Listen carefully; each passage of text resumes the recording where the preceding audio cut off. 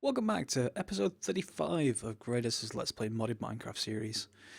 And it seems the last video was fairly popular. Got quite a few subscribers and I broke 100 subscribers, and I know that sounds like a really small number. Um, but in any case, for me, that's a nice milestone, and I will do a separate video on that, so I'm not going to go too much into that. Don't want to waste too much time in the regular Let's Play. So this episode I was going to take a break from AE2, but it seemed like lots of people wanted to know how to do extra stuff with AE2, so I thought I'd go a little bit further and talk about supplier networks, or how to, the easiest way to describe it is how to make sure you never have slow autocrafting. Because you come home, maybe from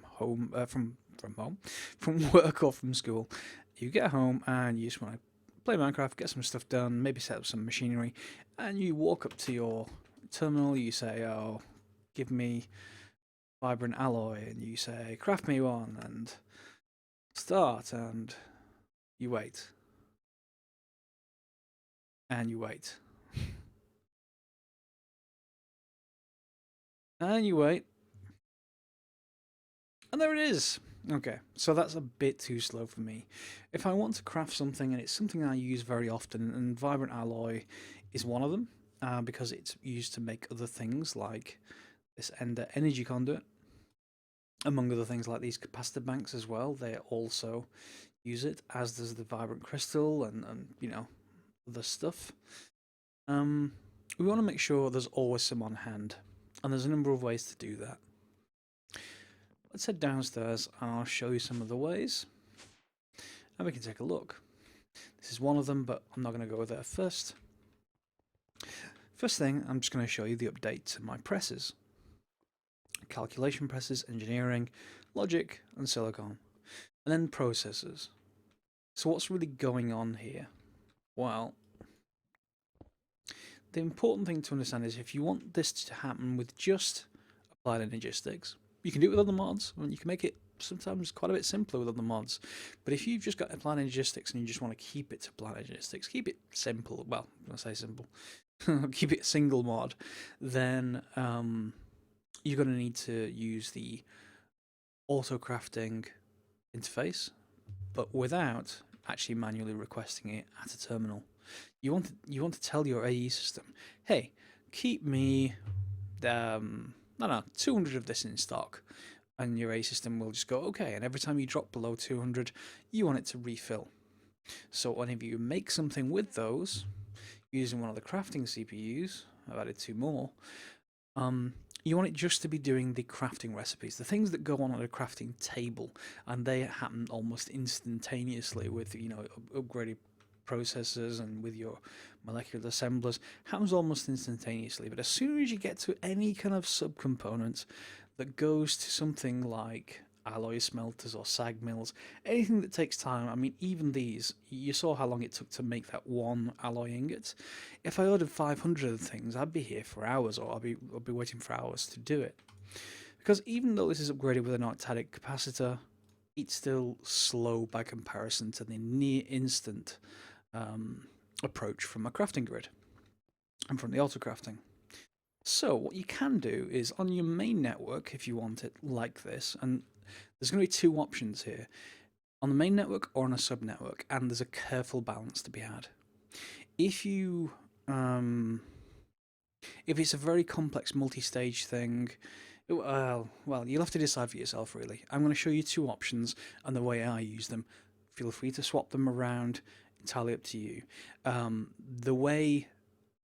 The second way, where you use subnetworks, makes it easier to run lots of long cable runs. You know, just using the boring, not boring, but the simple smart cable, because you're only using a channel or 2 for each crafting like submodule or each crafting subnetwork.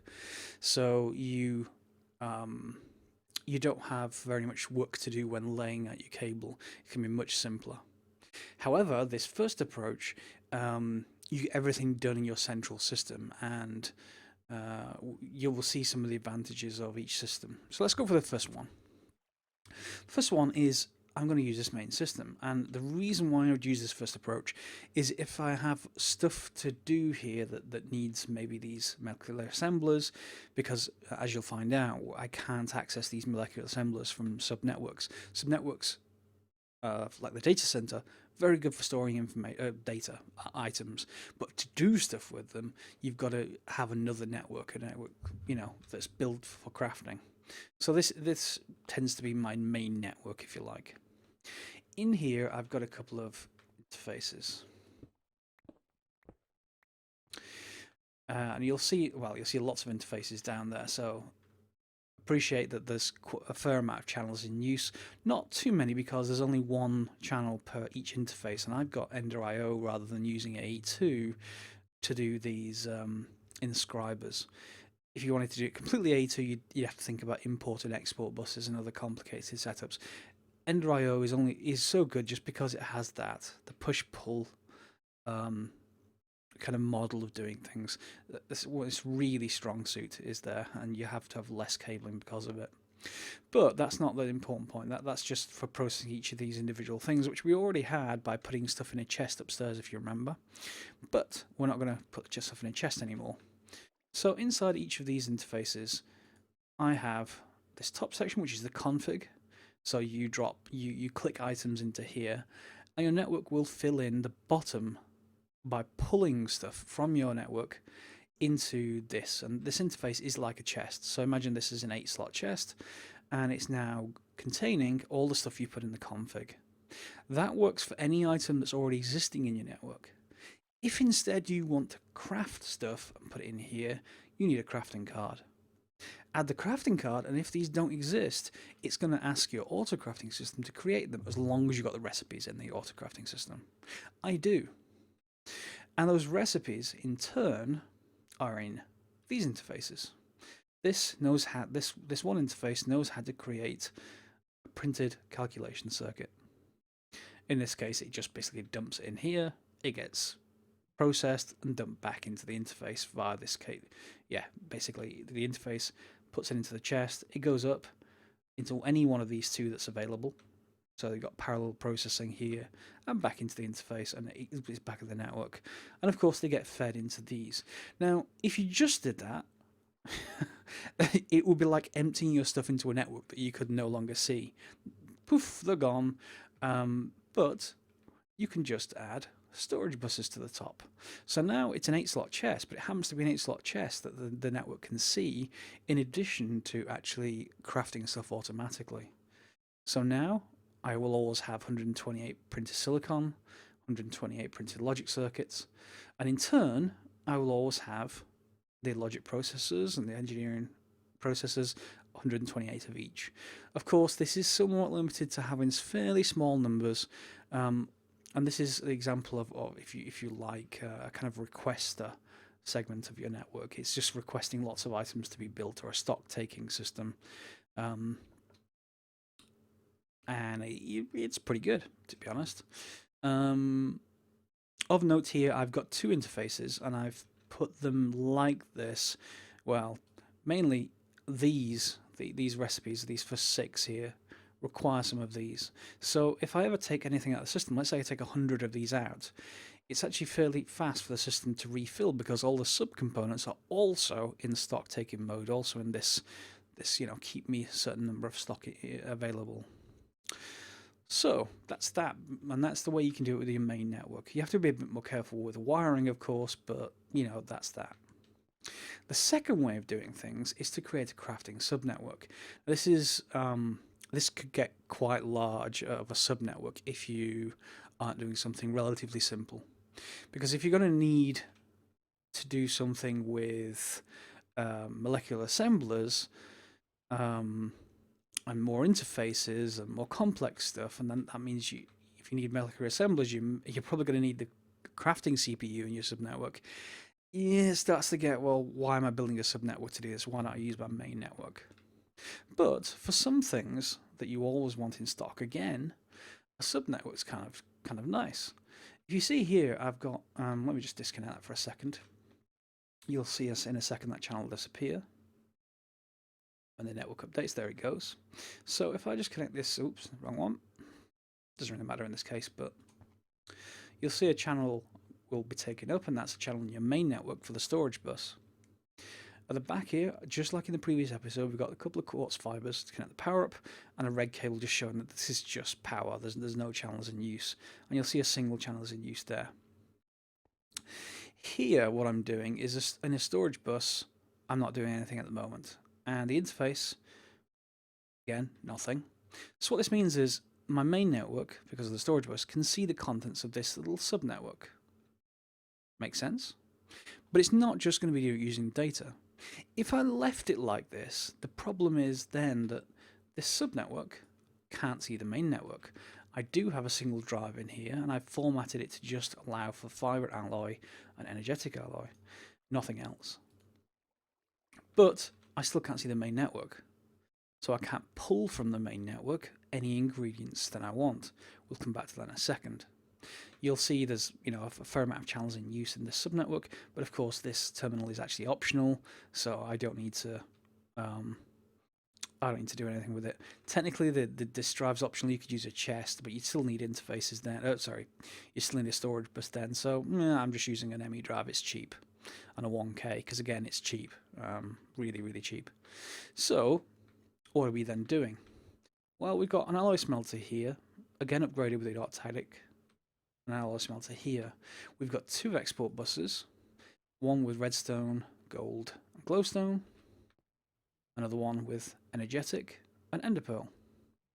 Both of them have a redstone card and a capacity card, obviously because I want more than one thing for the capacity card, but the redstone card, they're set to be active when there's no signal. The signal is interrupting them. And behind them, I've got a level emitter, scanning for vibrant alloy, set to 64, and emit when levels are equal or below to 64. So if I'm less than a stack, or a stack, stop. Similarly, on this side, same thing. If I've got less than a stack of energetic alloy, stop. I'll probably increase this actually, but it's useful to start up with this. And I'm just powering this from the back. It's random. I'm not going to leave this here in the final kind of implementation, but that's that. So if we had stuff available in here like the redstone and glowstone and everything else, those could start crafting, but yeah, we can't even see anything in here. There's nothing at all. Let me just double check that. Yeah, so it is below.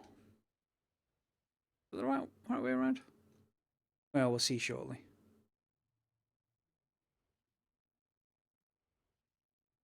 No, it's the wrong way around. Yeah, I need to change these. I've left these just so that I can explain. So how do we solve this problem? We can't see anything in the main network. Well, we can solve it by reversing this. We can't just reverse it. We have to use up another channel. It's unfortunate, but it works. Black, white cable. They will connect, obviously. And now I use a storage bus, but the other way around. Instead of on the left, I'm going to put one on the right. Uses up all the channels now, but that's okay because we got everything we need, and we can take that off later. And an interface. So now I can see the main network, and I could leave it like that. But again, I don't need to see the main network, and it's probably a bit of a hazard for me to see the main network when I'm inside this subnet, because I'm going to be just looking in here, seeing what's available, making sure everything's okay. So what you can do here, because this is an interface, and it's like a chest, if you specify something in the interface, it shuts down that general network access. Let me show you. If I say, just make sure there's always 11 glowstone here at all times, 11 glowstone. But now, all I can see is that 11 glowstone. So it stops being a general network access and starts being more like a chest that your main network supplies, but that this network can read. More importantly, it's a configurable chest. You can set how many items are available in here at all times. You can just keep upping this, and it will keep feeding it from your main network. Similarly, I can also say I want some ender pearls. And I want some redstone and gold. So let me just rearrange my inventory a little bit.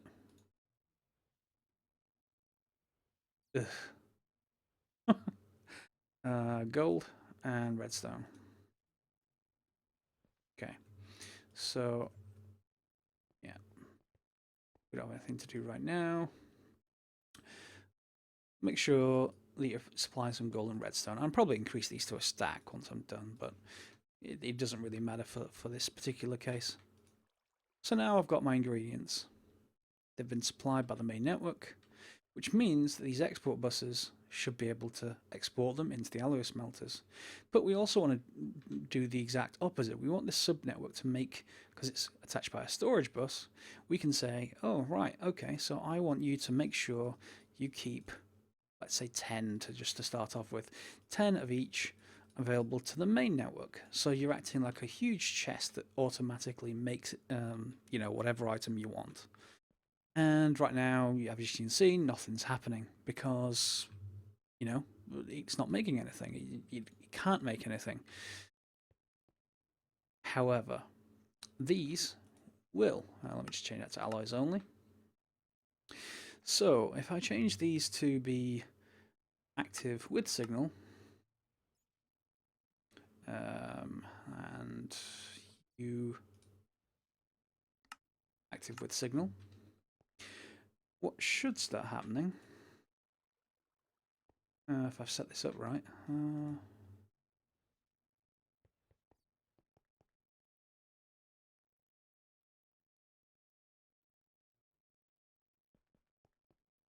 yeah, that should now be working. Export bus. Why, work.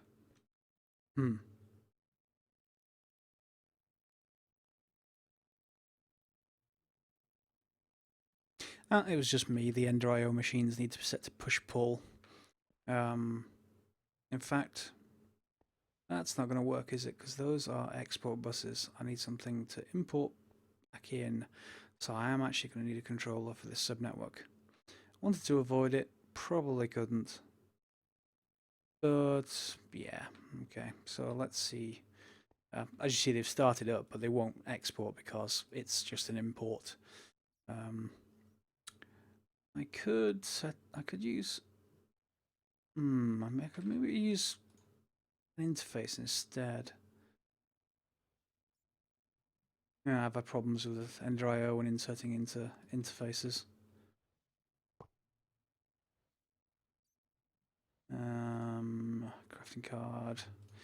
It's a redstone card. Yeah, I can't use the redstone card on interfaces, so it'll need to be import export or some kind of hybrid Ender IO. For that, I just need a controller.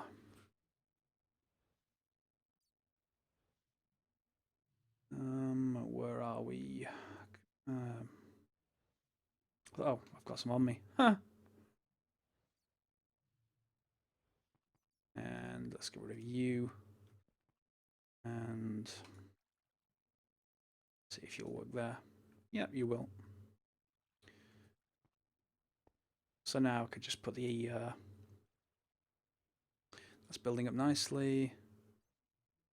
Can't go in here yet because there's no import, so let's get some of those from the main network.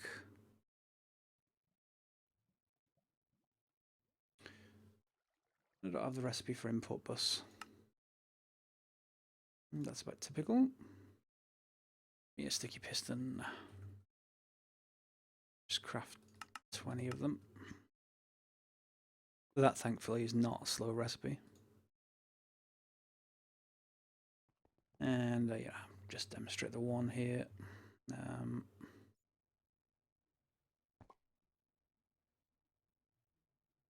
There's my import bus, and yeah, really ugly place. Let's just get rid of you for a second and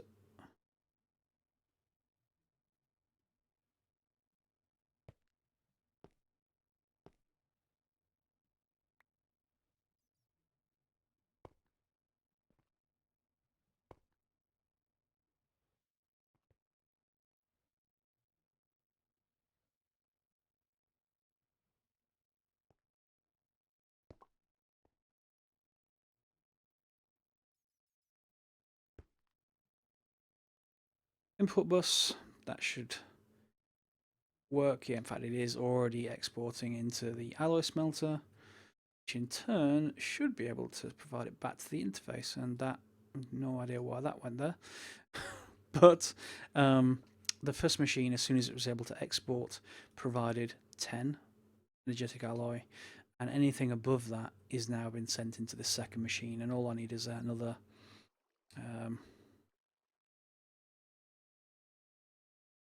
just get to make a few of each of these.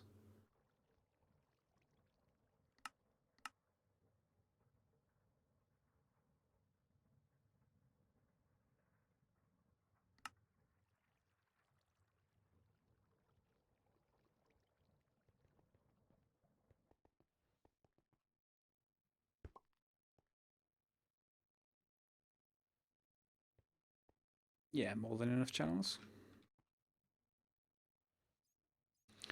Now, what is going on with machine chassis? And how is that even happening? It's not like this has machine chassis to spare. That's weird. I have no idea. That last one must be some kind of bug, unless you see something. If so, let me know in the comments. If I'm just being extremely stupid there, but nope, we should have 10 of each. And they're showing on the main network. Now, of course, as long as the system is less than 64, these are going to continue to actually make stuff. So although the system... Oh, where's my wireless thing? Yeah, there we are. I go to alloy, I can only see 10 of each. So if I set this interface to show me what is going on with machine chassis, it's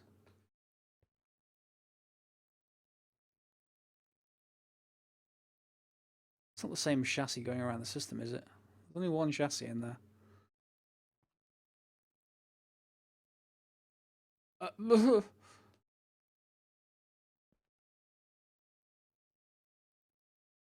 It's not the same chassis, and how is it even making it into the... I have no idea. That, unless I've got some... It's not even in the config.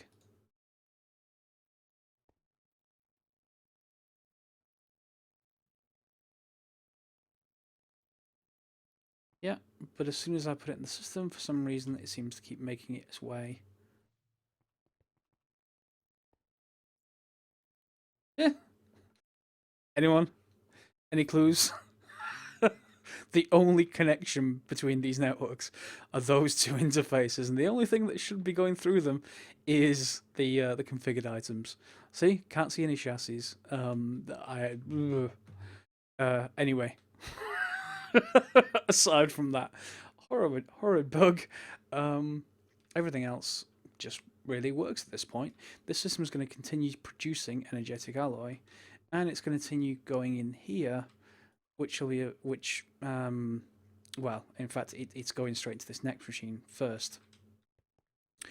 But it would continue to produce the vibrant alloy until it can see 64 of it, which it should be able to. In fact, let me lower this one down to 34. In fact, that's gone off now.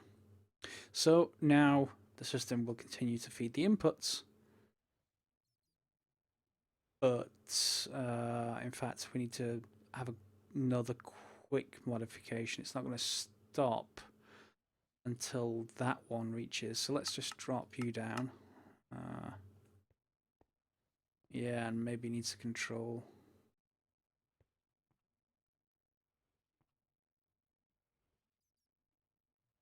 active with signal. Signal's off, so it shouldn't be active. And now it should be building up in the system, which it is. Let's just set this to, I don't know, 11, 10. Look over here, 11, it's gone off. So, although there's stuff in the top, shouldn't really be importing any more into this machine or exporting any more into this machine. It'll continue to produce, so you're still going to get some remainder building up, but the main network will only ever see this amount that you specify. So if you want it to make it appear like you always have 256, just set that many in your interface, and you know this complete system is isolated from your main network. Yes, it still has a controller, but that doesn't really matter too much. What matters to me when I'm building these things is that I use the minimum number of channels, and I'm only using 2 for what is effectively a storage system, which I can probably ignore those. I've got a disk drive, so that's 1 controller. I've got 2 machines with import and export buses. So I'm at least dropping this to 1/3 of what it would be, if not more. Again, as I said, this is only really suitable for stuff that you're probably not going to need that for, or the crafting CPUs or these. You could go further because you've got a controller here, so you could add additional crafting CPUs. That means your main network wouldn't get tied up with crafting CPUs. I've had situations where I've ordered 500 of something, and that's why I've had to build more crafting CPUs here, because it's literally jammed them. I've ordered 500 of something, 500 of something else, a couple hundred of something else while I'm building lots of stuff in the background, and they just get jammed, so you have to build more of them. So subnetting in this case is good when you don't want to jam your main network. However, if you can build systems like this, then by all means just use this simpler approach and let your auto-crafting system deal with it, or, you know, in the case where it gets processed by machinery that again doesn't require it, but you can set it up with Ender.io or other mods, just let them process. You know, if I take out now, let's say I take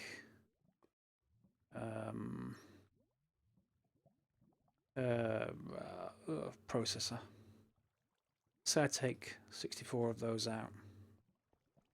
You'll see the logic presses have kicked in, the silicon presses have kicked in, logic processor has kicked in, and that's able to work immediately because it has stock of these earlier ones, and it's in turn replacing stock of these earlier ones. I'd have to do anything at this point. It's all automatic. Put that away, and these should stop pretty soon. And that's pretty much that done, really. There's nothing much else to show you on this topic. However, you know, you can build whatever you like with these systems, but do bear in mind, it just makes the cabling a lot simpler if you have these kind of sub-networks. I can certainly start converting all of these if I want to. I may do, I may not. I may optimize this a lot more as well, this kind of setup. But just to show you one final thing, just before we head off for the end of this episode, I showed you the, there we go. I showed you the aisles as I was producing them, but just to show you that I used many components, here's the completed thing. Side panels in place, and I have lots of drives. You know, there's 10 in each, 30, so we've got 120, 240 per section, so, you know, I've got, I don't know, about 2,500 slots here, something like that. Is that right? I think so. Yeah, 2,500 slots-ish. And then each one obviously can have a 64K storage inside, which makes for an awful lot of storage. But, you know, taking this particular data center, it's not quite enough for me. I know that sounds crazy. I know it sounds crazy. It's not quite enough for me. I may have a deep storage section below, and I'll probably have a similar thing where I enclose the deep storage units. Maybe submerge them in some kind of coolant or something like that. They don't need it, it's just for a decoration. But yeah, I'll play around with that kind of thing. But we want some kind of storage monitors, and that's one thing I haven't used yet, which are very handy if you haven't seen those. They're a similar kind of multi-block. You can just right click on them with any item and it'll show you how many of that particular item you have in your system. In my case, probably lots by the time this gets into use. Another type of, you can probably think of it as a subnetwork, are these kind of things. You know, that they will, in this case, that they're currently set up to be, well, not manual, but they will just input-output to a chest. We can do the same kind of thing with the subnets downstairs to introduce these to the AE network. So what the ideal thing here is that we want to make sure there is kept 64 redstone in a chest at all times. And remember, we want some to be kept in a chest because it needs to actually start dropping stuff. Well, remember that interface trick. An interface is a chest, kind of, and you can specify, just provide 64 redstone. And away it'll go. It'll start pulling in that redstone whenever it needs it in your internal system, which is going to be very simple in this case. And we'll go around and provide it back into the system, back into the main network. So, I think that's pretty much a good episode for just improving your autocrafting. It certainly is going to, help mine, and it just makes sure that you don't have this jam of cables that I've just worked myself into just because I've not been paying too much attention to the subnetworks. Instead, have been doing more stuff about just getting stuff done, if you like, whereas at some point you need to actually take care of it. So, thank you for watching, and thank you for the new subscribers. Hope you enjoy this episode. If you have any requests, if there's anything you'd like to see again on AE2, we'll have to move on to new mods after today's episode. It's been about 3 or 4 episodes now on AE2. Let me know. Send me a comment below, and I'll be more than happy to reply back to you. Google settings allowing, that is. And yeah, if you aren't a subscriber, feel free to subscribe if you want to see more of these episodes, but don't, obviously. If you're just looking at individual tutorials, that's fine. More than happy to have you here watching regardless. If you like the video, feel free to like it or dislike it if you don't like the video, but please, if you dislike it, please let me know why. If you think it goes on too long, or if I'm waffling too long, like I am right now, then that's fine. I'll try to keep that to a minimum in future. But for now, that's me, Greatest, signing off, and thank you very much for watching.